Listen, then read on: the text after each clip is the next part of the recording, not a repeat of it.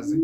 osebenza kakhulu ngamanzi nesiphiwo sokukhuleka nokuthandaza mbukelo khona ekhaya B30 Mpumalanga khona kwendlela lami ezawona ngiyafaka njalo ngemasonto mbukelo khona ekhaya ngikhona futhi lapha ku TikTok ku live ngiyafaka futhi nakhona la YouTube khona ngiyafaka na Instagram khona mbukelo khona ekhaya thina sisebenza kakhulu ngesithunywa sibantu bemimoya mbukelo khona ekhaya singena kakhulu emanzini ephomeni mbukelo khona ekhaya khona manje impilo yakho Isengashitja mbukelo khona ekhaya kusenganwa into zakho ngithi mina namhlanje umuntu omelana nempilo yakho ome phambi kwempilo yakho mbukelo khona ekhaya kufanele umuntu ophethe isikhali uyigwaza yena uzibhekisana kini leso sikhathi egameni likaJesu ngongcwele ngunamandla makuphila ngiyakhuleka ngilozi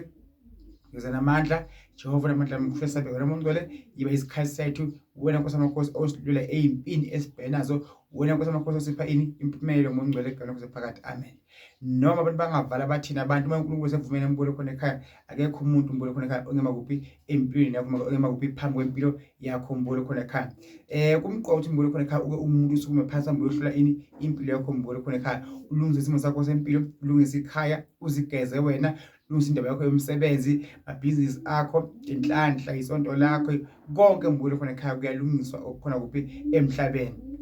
ngesibaya sakho mbukelo khona ekhaya sibe sihle kufuneka usinakekele yonke into mbukelo khona ekhaya yeseviswa yonke into ekhona ekhaya mbukelo khona ekhaya iyalungiselwa futhi iyalungiswa mbukelo khona ekhaya so masingasuki emasikweni ethu mbukelo khona ekhaya ngimthanda mina ngithi mina kuwe la ukhona njengamanje cwasisa kahle ngempilo yakho ungabanaka abantu naku nesiphiwo unedlozi nesithunywa lalela into esho ngabantu abadala kuwe ngoba abantu bayoxila phansi impilo yakho ukuze ube umuntu ongaphumeli ukuze ube umuntu njani ogive up ungagive up kusengalunga njengamanje usengothola umsebenzi usengalotsholwa usengashada usengaba nemuzi usengaba nebusiness okuningi okufanele ngaba khona uthenyela amalanga eBhayibhelini kwaba khona elinye omunye ubaba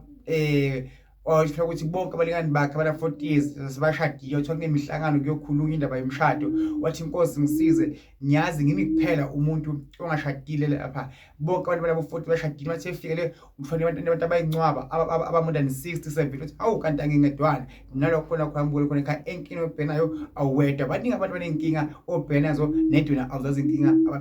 ababhekana nazo labo bantu abakhulumi futhi abasho umbone khona ekhaya akusiona kuphela usengaphumela zakho zisengakhaya mina kuwo Dlamini akungifanele Dlamini ngicela ungisize baba ngisenkingeni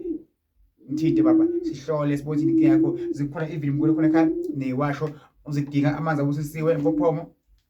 isicitho lokho mbukelo khona ekhaya kukhona impepho mbukelo khona ekhaya ikhona amakhandlela mbukelo khona ekhaya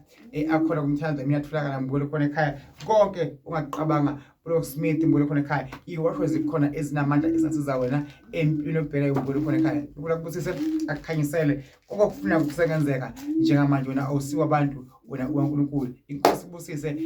iba nenhlanhla zenzivuleke doors are open kumprofet Mthandazi B30 Mpumalanga ayimiza yona mbukelo khona ekhaya ngithi kuwe ayibheka into zakho inkosi ibusise.